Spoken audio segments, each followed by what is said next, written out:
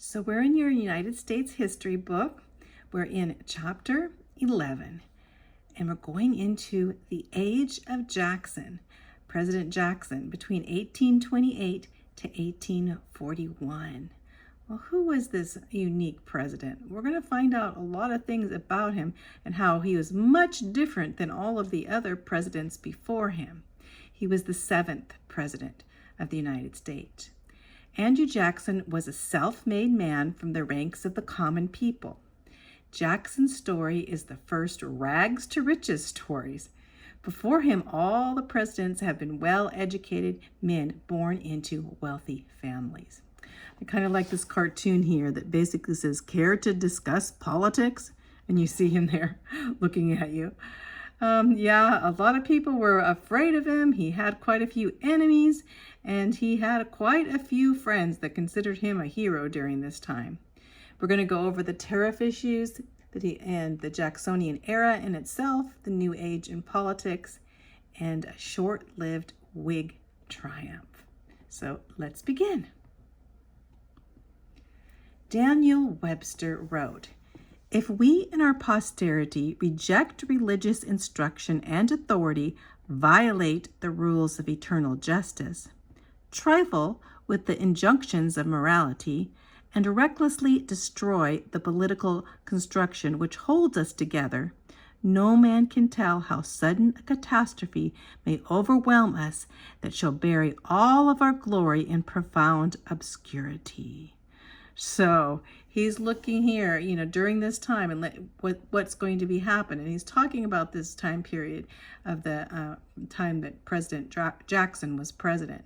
But also during this time, what happened was was a great awakening, a second great revival in America. But we'll get into that in the next chapter. So the nationalist era of good feelings came to an end. That's under James Monroe and John Quincy Adams. And now we're going into some problems are developing in America. There's sectional differences. That means different sections or different states are starting to quarrel among each other about certain things. About states' rights. Is it more important for states' right or the federal government's rights? There was always have to be a balance between them. And the National Bank. What was with the National Bank? We'll find that basically Andrew Jackson, President Andrew Jackson, disliked the National Bank very much, and we'll see why. And on to protective tariffs. We've gone over those. Those are tariffs on goods that are coming into the country being taxed, so that would protect, American made things, American factories. Also, we're going to look at the issue of slavery, which will become a very important issue in the near future, right? At this time. Andrew Jackson's politics. Why were they so crazy? Why were they so colorful? They certainly were. At this time also included not only Andrew Jackson, but also Martin Van Buren. As we'll see, the presidency goes right straight through there. And actually a lot of Martin Van Buren's problems, as he was the 8th president at that time, stemmed somewhat from the Jacksonian politics. This was called the Jacksonian era, and it was the beginning of the Democratic era. If you have any time where you say, where did the Democratic Party start? You'd have to say it started with Andrew Jackson, the 7th president, as he formed it. In fact, he even had the symbol. See the donkey symbol that you see for the Democrats even now? That's his symbol. In fact, they were calling him names and said he was this dumb jock donkey, or using another name, but I'm going to not use it. They were calling him names. And now he seemed to like the symbol, so now they're using that symbol. Jackson back then says, I kind of like that symbol.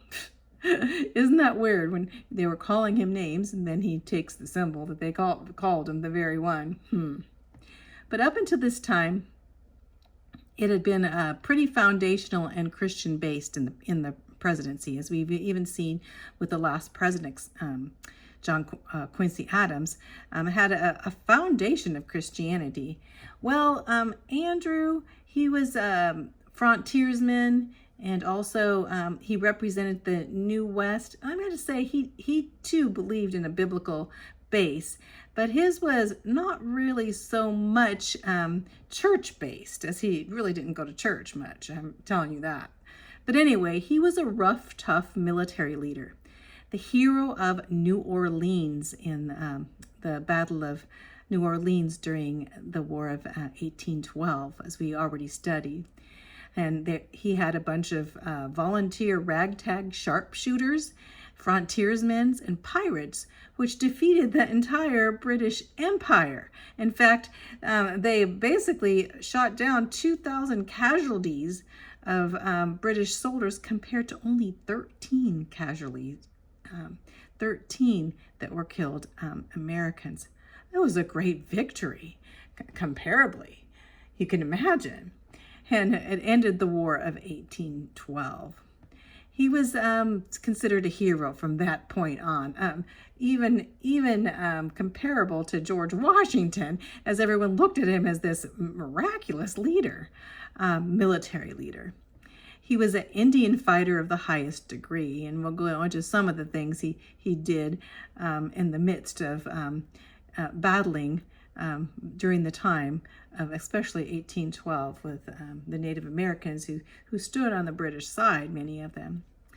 But he was a patriot and he was a nationalist, except for the bank. He really did not like the National Bank. But otherwise, when I say he's a nationalist, he wanted to basically hold the Union together. You know, he was he believed in states' rights, but not to the point of dividing the nation in any way. He was very much a nationalist. But the federal bank was his worst enemy. In fact, we'll go on, they tried to assassinate him twice, and he blamed it on the politics of the federal bank and his enemies in very high places, even in Europe. So, the tariff crisis threatens the Union. Okay, we're going to talk about the tariff. When we talk of tariffs, we're talking about money, aren't we? We're talking about charging tariffs as we were importing certain goods. You know, and so instead of buying them from our factories and American-made goods, we were bringing them in from European countries. So the tariff of abominations. Why did they call it that? The tariff abominations. Oh, that's scary. Well, it was because the rates went extremely high for imported goods and raw materials. The Democrats tried to use reverse psychology on this, saying, well, let's make the tariff so ridiculously high that even the Northerners are going to oppose it. They were kind of playing games in that sense because they were mainly wanting to politically damage John Quincy Adams and say, man, Adams made the tariff go so high and it would affect his presidency. But the plan did backfire because the tariff passed, for goodness sakes. The 1828 tariff abominations became law. So here, they went there thinking it was, you know, no one will accept this, you know, and they surely won't vote on it. And they wanted to damage John Quincy Adams as he was, that was the administration. They wanted to damage that. And yet alone, it became a law. So then, of course, a great protest occurred in the South. Remember, the South are against tariffs because they have to import and export. Their whole economy depended on cotton and exporting cotton. You know, they grew so much cotton, but they need to sell their cotton, and so they were against paying tariffs to export their cotton.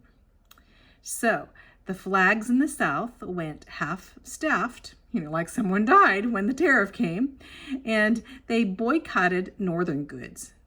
They said basically blaming this tariff coming because of the North, allowing it to be there. And so they refused to pay the tariff. They said, we're not paying the tariff. We decided that we're just, you know, I know they know it's a law, but we're just going to break the law and we're not going to pay it. So what would happen then? Well, the vice president at that time was John C. Calhoun. He was very much of a Southerner, and he had plantations with cotton and slaves, and so he was advocating the states' right of the South, especially South Carolina, where he was from. So he said the tariff would destroy the Southern economy. So he went to a South Carolina exposition and protested and said they were protesting on this tariff of abominations that was so high. He claimed the tariff was unconstitutional. That means they couldn't really claim this tariff in the Constitution, and that it was at the Southern expense now. So he said it's going to really harm the southern states, depending on cotton. He gave the example of Thomas Jefferson's Kentucky Resolve. So as you see, back in Kentucky, Thomas Jefferson actually stood up for Kentucky's rights in the midst of another example of state rights. He said that states had the right to decide whether an act of Congress violated the Constitution. So he's standing up from states' right, not the Union of the United States. You're going to see later on how this is going to get worse and worse with South Carolina, where South Carolina wants to withdraw from the Union and not even be part of the United States. And it's going to work up to that point through history. Well, here's a picture of John C. Calhoun here. He served as vice president right now it's under John Quincy Adams and then under Andrew Jackson. We'll find under Andrew Jackson that they have a rift between each other, and he actually resigns as vice president. So he was the first born as a U.S. citizen for vice president, and he was the first to resign from office under Andrew Jackson in their fight that we'll see in a little bit. And he was in favor of slavery and states' rights and limited government. John C. Calhoun. You'll see his name quite a bit, all the way through up until the Civil War. Jackson's election foretells trouble. So, the election of 1828 split the nation. Of course, we have John Quincy Adams here, and we have Andrew Jackson. John Quincy Adams had supported tariffs, which the South and West opposed. So John Quincy Adams standing for especially the tariff abomination is going to be harmful for him to become president. So he ended up only carrying the New England states, Delaware, New Jersey, and parts of New York and Maryland. See this black portion here? Those are the states. Although, parts of New York, some of these are very populated states that he covered, but basically those were John Quincy Adams states. So Andrew Jackson carried Pennsylvania and all of the South and all of the West. See all these red states? So you're going to see Andrew Jackson winning the election of 1828. This was the beginning of modern American politics now with Andrew Jackson. Because at this time, how did he go about his campaigning?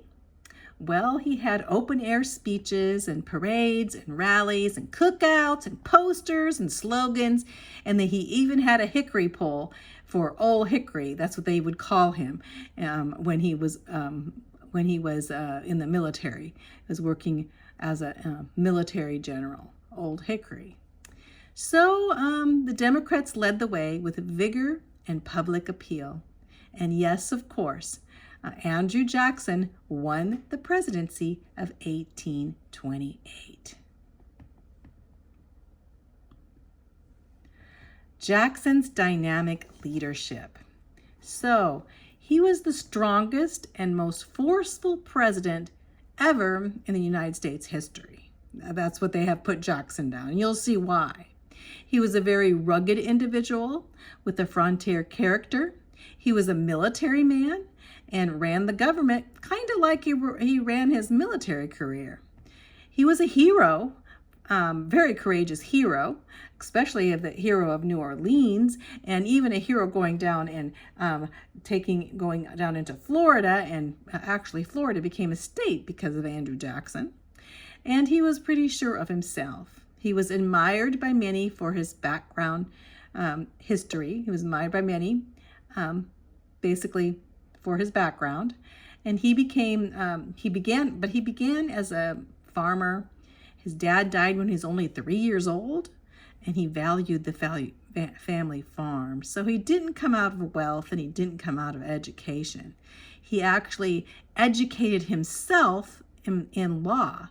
So he became a lawyer by educating, not by education through books instead of educating through colleges. He prospered through hard work and savings, and he believed in sound money backed by gold and silver. These are some of the characteristics that he brought in his leadership. We see up in the corner here too that his height was 6 feet 1 inch, but he never weighed over 145 pounds, so he was pretty tall and thin. And at the age 13, he joined the army to fight in the Revolutionary War. So he fought in the war, and he fought in the War of 1812 too, as a hero. Andrew Jackson was involved in many duels. In fact, he actually had 2 bullets that were lodged in his chest his whole life. And they think when he died, he actually died of lead poisoning from those 2 bullets that he had obtained during his duels. And he was the first president to ride on a train. Those are just some trivia about him. Jackson's rule. Some thought him rash and stubborn and uncompromising. They would call him King Andrew instead of President Jackson. His enemies would definitely call him that, as they basically thought he was a military type leader. He lacked political and economic knowledge in many ways, as his education was limited, and his language was limited. We have John Quincy Adams. He spoke 7 languages. Compared to Jackson, his English was even limited to some degree. So he basically, if you compare him with Adams, you'll find him lacking in some senses educationally. So, but his integrity was not questioned at all. He was openly honest, and he put on no airs. He represented the underdog, and he was the greatest military leader and patriot since George Washington. And even his enemies respected him in many ways. Now, Jackson's religious beliefs. We have this picture up here, one of his quotes is, "The Bible is the rock on which the republic rests." So he did have some Bible knowledge, that is for sure. So we know that he didn't really have much church affiliation or Christian, growing up as a Christian per se, He was a Freemason during a time when that Freemasons were pretty popular, but later on in his life, he boldly professed Christianity, but not just religion, but Jesus Christ as Savior. Andrew Jackson, at the end of his life, was born again, just by his profession of faith. Evangelist Cartwright, during the Second Great Awakening, he preached a message where Andrew Jackson came to his camp meetings and invited Cartwright to come to the White House. So he definitely heard the gospel then. And when Cartwright was openly ridiculed on believing in hell, President Jackson defended him, saying he was the most courageous man that he ever met. That's what he said of Cartwright. And then Jackson replied to the scoffer, "Well, son, I believe you don't believe in hell because you are, with your arrogant tongue, are the most definitely going to be going there." So So basically, he said, you don't believe in hell because you're going there. So that's kind of a bold thing to say somebody. But he was defending Cartwright, the evangelist Cartwright, and so that he would not be ridiculed. And we'll see later on that Andrew Jackson did receive Jesus as his Lord and Savior. Not till the end, towards the end of his life. Andrew Jackson, the person. So Andrew Jackson, he was orphaned at a young age, a rollicking, cockfighting youth. He was a War of 1812 hero at New Orleans. He was a celebrated Indian fighter. He adopted a Creek boy whose parents had been massacred by his own forces. So basically, he went in and they had massacred the Creeks during a battle, and he took one of the babies and raised it as his own, a little boy. He forced the Spanish to give up Florida. We wouldn't have Florida. That's why we have, like Jacksonville, Florida, and this named for him, because he basically was the one to go into Florida and forcing the Spanish to give it up. He was a dueler, we knew that. And he rose from humble beginnings to become a successful Tennessee lawyer. He also was a slave owner, and he reportedly wagered on them on horse races and everything. So one of his downfalls, of course, was that he had slaves. I think he had like 120 some of them, so, And now I don't know how he treated them. He may have treated them good. We don't know. But going on with Andrew and Rachel. Rachel was his wife, Andrew and Rachel Jackson. So people accused Andrew's wife, Rachel, of bigamy. Bigamy means that she was already married and she got married again. Well, they were moving into the White House after their marriage, but she had not totally legally was divorced from her first husband.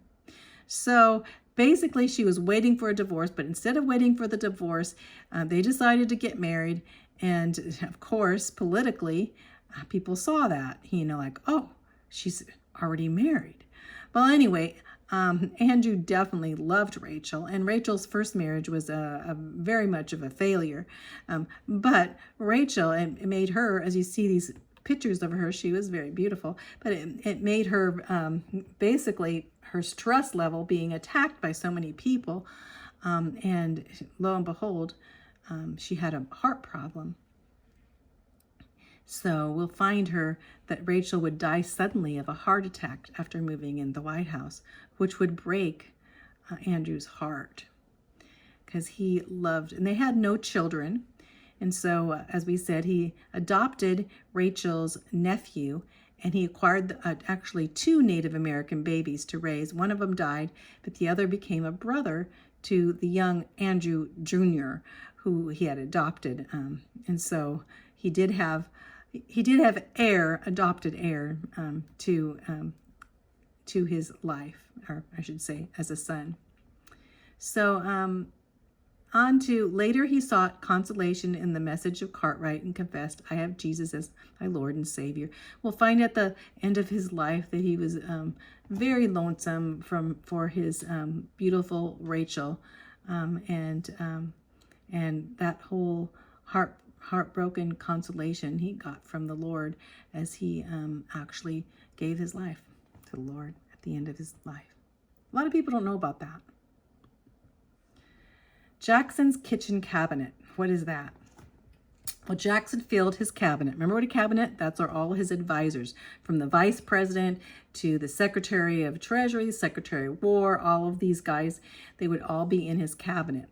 So he filled his cabinet with loyal political allies who would not question his authority. That's the opposite of Adams. Most of them were not even qualified for the post, and he just thought, well, what do you need to know? But anyway, except for Martin Van Buren from New York, and he was his Secretary of State. The rest of them basically didn't really know much about the jobs that they were given. And Jackson didn't rely a lot on his cabinet for advice. He had a few old political friends that he trusted with advice, and not necessarily through his cabinet. They called his cabinet a kitchen cabinet because they met informally instead of formal meetings. So they'd get together informally at dinners and such instead of having the regular formal meetings that they would have in the White House before and all the other presidencies before. So it was totally different. Even the way they acted, the way they dressed, and their parties and everything were totally different from the past. Here's a picture here. I'm going to see this picture here? You see this woman here dancing? Well, they did have, and we'll tell you about this story because this story actually turned a lot of the cabinet members before. Why they have a kitchen cabinet? Because basically their wives got upset because they would have her come and dance, just because they just thought this was an informal thing to do. We'll talk about it. It's actually turned into pretty much of a conspiracy. But as going on here, some of the things here, we see Andrew Jackson. The bank, Mr. Van Buren, is trying to kill me, but I will kill it. You can see how he wanted to actually kill the bank. And here he's saying that basically he thought, especially in dealing with the bank, that you are a den of vipers and thieves. I intend to rout you out, and by the eternal God, I will rout you out. That's Andrew Jackson. So this last talks about the petticoat affair. And this is why basically they have the kitchen cabinet. I found this as kind of a little, excerpt on Jackson's time as president, but it's very important. The petticoat affair was a social scandal that took place from 1829 to 1831 in the early days of Andrew Jackson's first term as president. The scandal spilled over into the political arena and divided the members of Jackson's cabinet.